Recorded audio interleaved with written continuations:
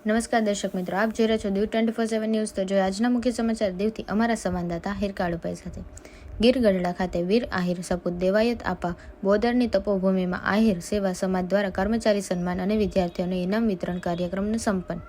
પીએસઆઈમાં પસંદગી પામેલા તેજસ્વી તારલાઓ તથા શિક્ષણ રમતગમતમાં ઉત્કૃષ્ટ પ્રદર્શન કરનાર વિદ્યાર્થીઓનું દેવાયત આપા બોદરના ફોટાવાળા શિલ્ડથી સન્માન।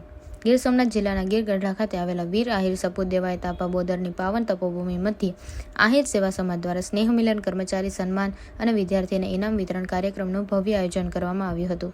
આ કાર્યક્રમમાં ચાલુ વર્ષે ગુજરાત પોલીસની પીએસઆઈ પરીક્ષામાં ઉત્તીર્ણ થઈને પરિવારને તેમજ સમગ્ર આહિર સમાજનું ગૌરવ વધારનાર સમાજના તેજસ્વી તારલાઓનું વીર આહિર સપૂત દેવાયત આપા ફોટાવાળા શિલ્ડ અર્પણ કરીને ભાવભર્યું સન્માન કરવામાં આવ્યું। તેમની આગળની કારકિર્દી યશસ્વી અને ઉજ્જવળ બને એવી ઈશ્વરને પ્રાર્થના કરવામાં આવી। સ્નેહ મિલનમાં આહિર સમાજના ભાઈઓ, બહેનો, બાળકો તેમજ વડીલોએ મોટી સંખ્યામાં ઉપસ્થિત રહીને ઉત્સાહભેર ભાગ લીધો હતો। આ પ્રસંગે ઉપસ્થિત અનુભવી વડીલો, કર્મચારીઓ, ભાઈઓ અને મહેમાનોએ શિક્ષણ, રમતગમત અને રાષ્ટ્રભાવના વિષય પર પ્રેરક ઉદ્બોધન કર્યું હતું।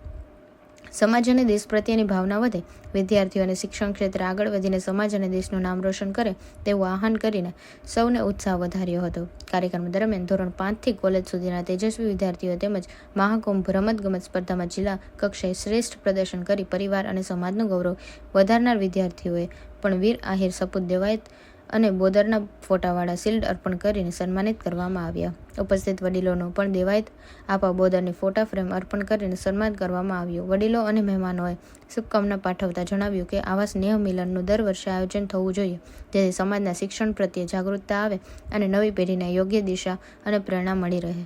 આહિર સેવા સમાજ દ્વારા આયોજિત સમગ્ર સ્નેહ મિલન ભગવાન દ્વારકાધીશની અસીમ કૃપાથી કોઈ પણ વિઘ્ન વિના સફળતાપૂર્વક સંપન્ન થયું। આ માટે આયોજકોએ ભગવાન દ્વારકાધીશના ચરણોમાં કોટી કોટી વંદન કર્યા હતા। દીવ 24/7 ન્યૂઝને લાઇક કરો, શેર કરો અને સબસ્ક્રાઇબ કરો।